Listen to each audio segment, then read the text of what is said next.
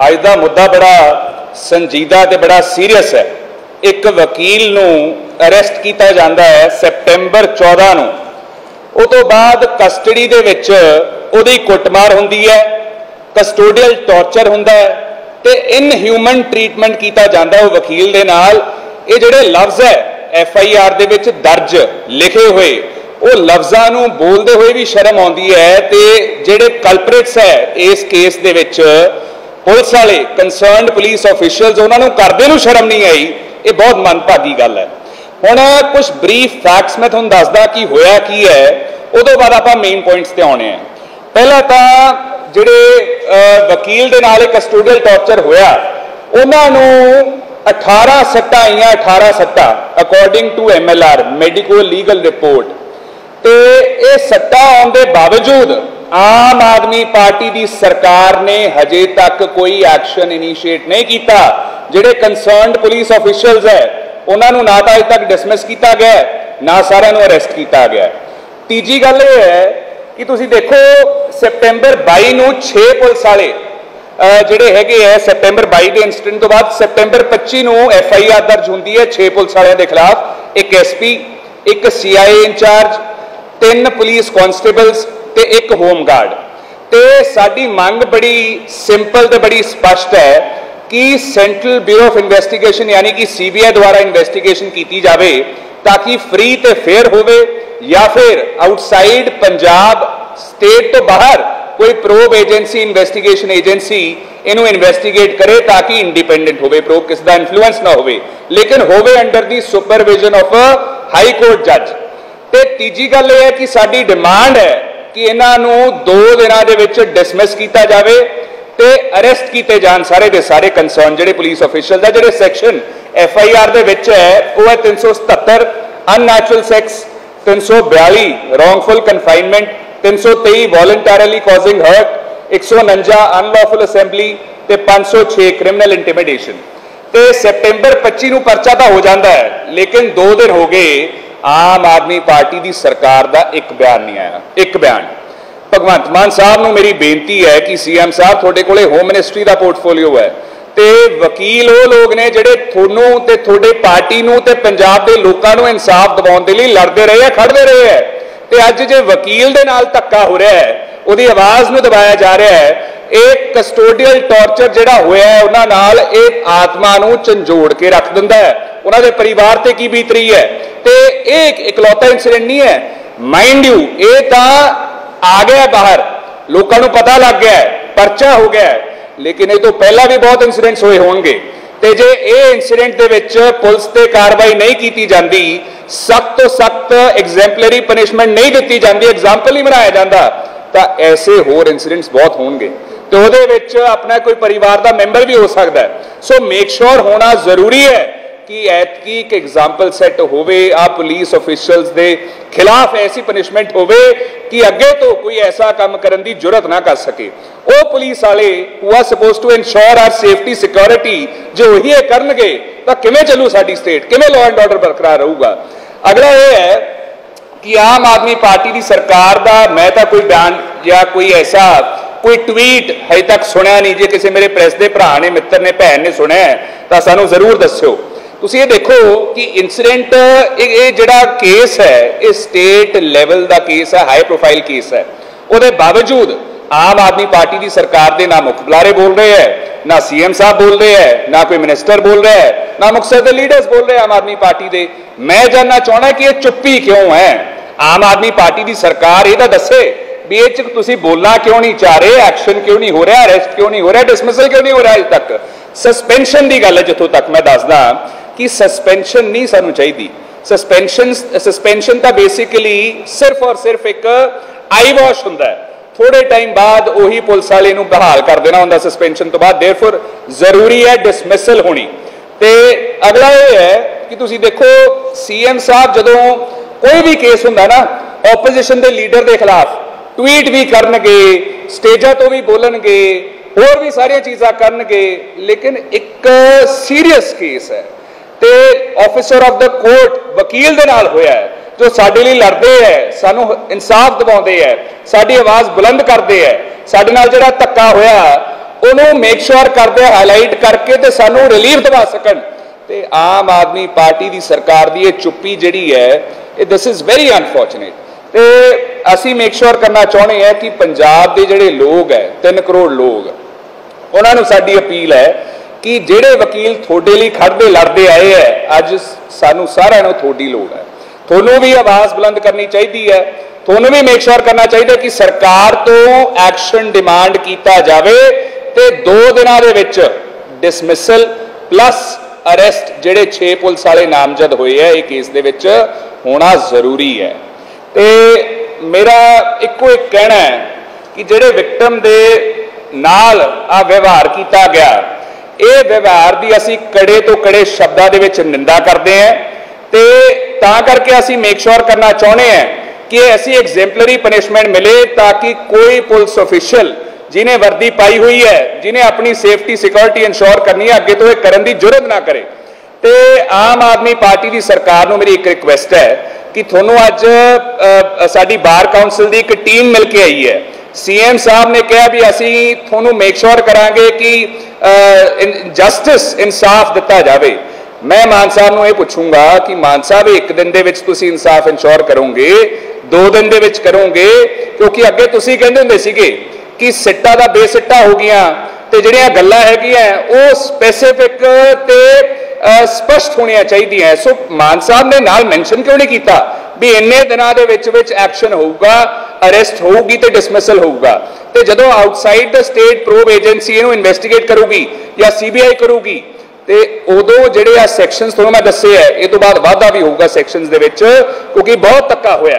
ਤੇ ਅਖੀਰ ਤੇ ਮੇਰੀ ਇੰਨੀ ਬੇਨਤੀ ਹੈ ਕਿ ਆਪਾਂ ਸਾਰੇ ਮਿਲ ਕੇ ਉਸ ਵਕੀਲ ਨਾਲ ਖੜੀਏ, ਉਹ ਵਕੀਲ ਜਿਹੜੀ ਫਰਟਰਨਿਟੀ ਹੈ ਲੀਗਲ ਫਰਟਰਨਿਟੀ ਉਹਨਾਂ ਨਾਲ ਖੜੀਏ ਕਿਉਂਕਿ ਅੱਜ ਤੱਕ ਉਹ ਆਪਣੇ ਲਈ ਖੜਦੇ ਆਏ, ਆਪਣਾ ਫਰਜ਼ ਬਣਦਾ ਹੈ ਆਵਾਜ਼ ਉਹਨਾਂ ਲਈ ਬੁਲੰਦ ਕਰਨ ਦਾ।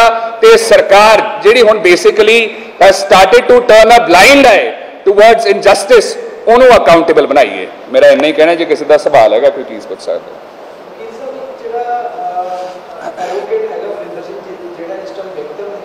जी।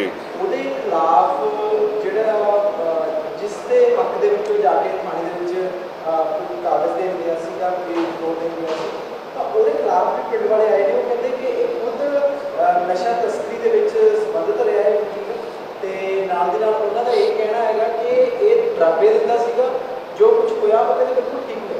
देखो गल इस तरह है की ठीक होया कस्टोडियल टॉर्चर नहीं वो कह रहे ने भी चक्किया गया चंगी गल है सानू बहुत तंग करदा सी।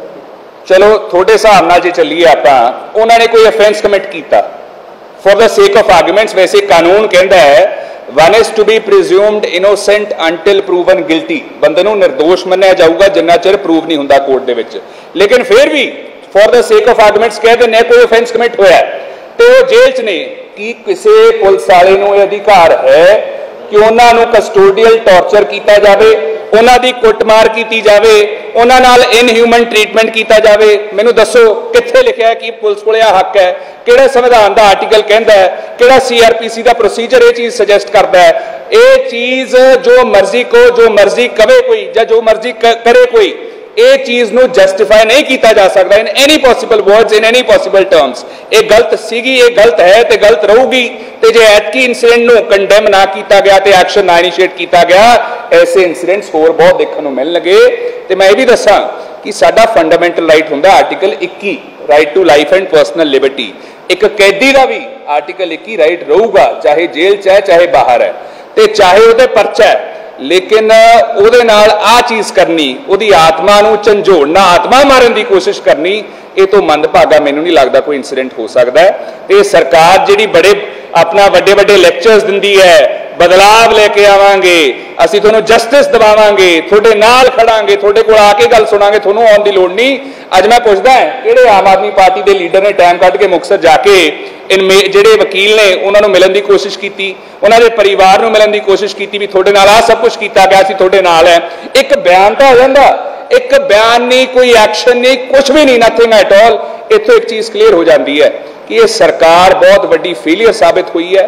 इन्हां दे 1.5 साल के राज दे विच 1.5 साल प्लस 6-7 दिन नहीं होए हजे।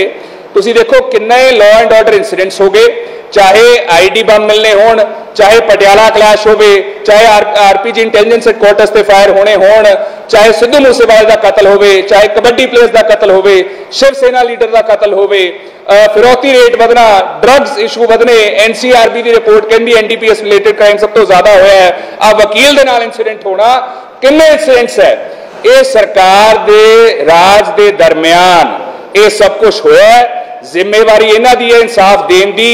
आम आदमी पार्टी की सरकार नूं साडी हथ जोड़ के बेनती है कि इत्थे एक्शन भी करो, इनीशिएट टाइम बाउंड मैनर नाल, ते नाले ते बोलो भी।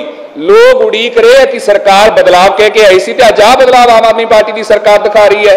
पोलिटिकल वेंडेटा कर लगे तो बहुत बयानात आते हैं। जो यह कोई सीरियस संजीदा संगीन इंसीडेंट होंदा है किसी वकील नाल, ते उदों आम आदमी पार्टी की सरकार चुप्पी धार के बैठ जाती है। सो साडी इन्नी अपील है कि ये बहुत ही वड्डा, बहुत ही सीरियस इंसीडेंट है, सारिਆਂ ਨੂੰ ਇਹਤੇ आवाज़ बुलंद करनी चाहिए है।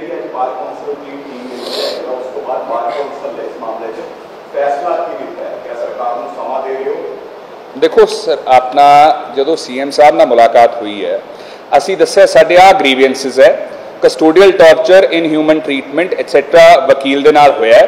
असी दो चीज़ां की मांग कर रहे हैं। एक है डिसमिसल, जिहड़े 6 पुलिस वाले नामजद होए है, एसपी, सीआई इंचार्ज, 3 कॉन्स्टेबल, एक होमगार्ड, ते दूजा कि जल्द तो जल्द अरेस्ट होण ते इन्वेस्टिगेशन जिहड़ी आउटसाइड स्टेट होवे या सीबीआई द्वारा होवे, ते जे आउटसाइड स्टेट हुंदी है it should happen under the supervision of a high court जज।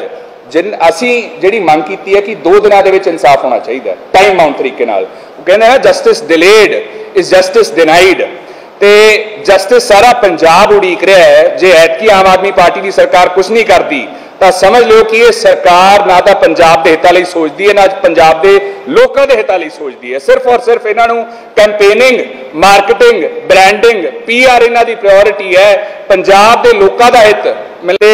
दूजी गल ये है, हुण ओनस इज ऑन दी आम आदमी पार्टीज गवर्नमेंट, सरकार ते बर्डन है, ओनस है कुछ करन दा, कुछ कहण दा। ते असीं तां उड़ीक रहे हैं, 2 दिन हो गए, 48 घंटे तो चुप्पी है। हुण कदों बोलणगे आम आदमी पार्टी के लीडर्स ते कदों बोलणगे साडे सीएम साहब। देखो गिरफ्तारी जिहड़ी हैगी है सारे ऑफिशियल की नहीं हुई, तो ये कह देना कि सस्पेंशन होगी जी, ये कह देना जी हजे इन्वेस्टिगेशन होगी, ये सफिशिएंट नहीं है। सस्पेंशन तुसी पहला आप बहुत देखी होगी, सारे तजुर्बेकार हो, जदों एक पुलिस वाले नूं सस्पेंड किया जाता है थोड़े टाइम बाद वो बहाल हो जाता है। सो सानू सस्पेंशन नहीं, सानू डिसमिसल चाहिए ताकि एग्जाम्पल सैट होवे ओ एरिंग पुलिस ऑफिशियल्स लई।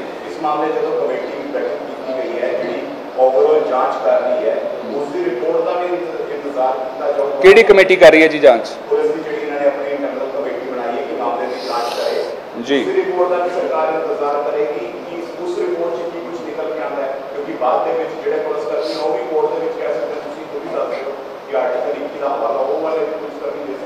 आर्टिकल 21 का हवाला केड़ी गल ते?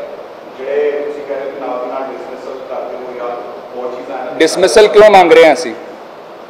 कस्टोडियल टॉर्चर करके, इनह्यूमन ट्रीटमेंट करके ये पुलिस वाले ने किया है, उन्होंने नाल होया नहीं है।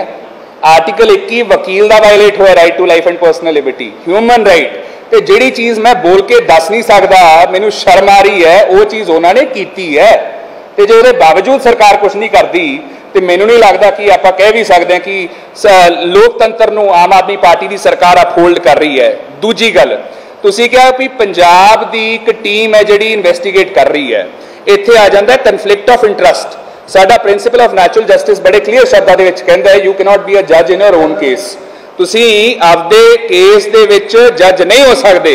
थोड़े ही फैलो जिहड़े हैगे है पुलिस वाले के खिलाफ FIR हुई है, उन्होंने खिलाफ डिमांड है एक्शन की, तो जो तुसीं इन्वेस्टिगेट करोगे तो एक कन्फ्लिक्ट ऑफ इंटरस्ट है बहुत वड्डा।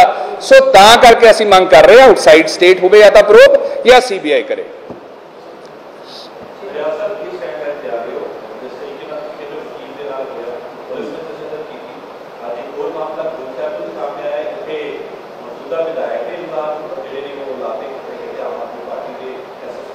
बिल्कुल देखो 1.5 साल दे विच ये 2 इंसीडेंट्स नहीं है, सिर्फ बहुत इंसीडेंट है जिथे पुलिस वालियां ने वर्दी पाउण दे बावजूद, सौ चक्कन दे बावजूद कि सानू महफूज महसूस कराउणगे, ते उन्होंने एग्जैक्टली उल्ट किया है। कस्टोडियल टॉर्चर्स भी होए है, ਤੇ ਜਿਹੜੇ ਇਨਮੇਟਸ है ਉਹਨਾਂ ਨਾਲ ਦੁਰਵਿਵਹਾਰ ਵੀ ਹੋਇਆ, ਇਨਹਿਊਮਨ ਟ੍ਰੀਟਮੈਂਟ ਵੀ ਹੋਇਆ।